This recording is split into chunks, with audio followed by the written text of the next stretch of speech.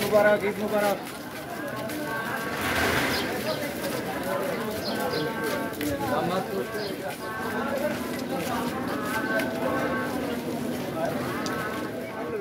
পুরা বেটি না, হ্যাঁ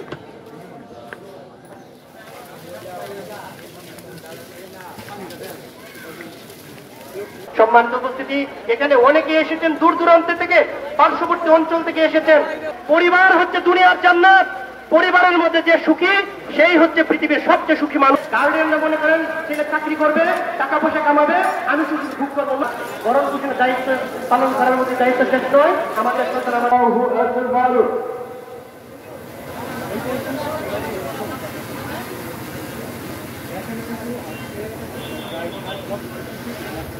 الله أكبر ولقد اصطفيناه في الدنيا وقال له ربه أسلم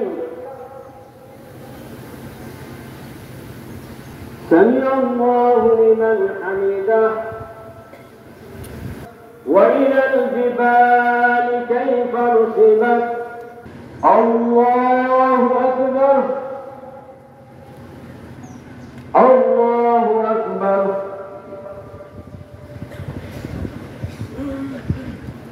السلام عليكم ورحمة الله الله أكبر لا إله إلا الله والله أكبر الله أكبر ولله الحمد। তো আজকে যে লক্ষ লক্ষ মানুষের সামনে যদি একজন এক ব্যক্তিও থাকে, তো হয়তো আল্লাহ পাক প্যালেস্টাইন ভাইদের ক্ষমা করে দিতে পারে।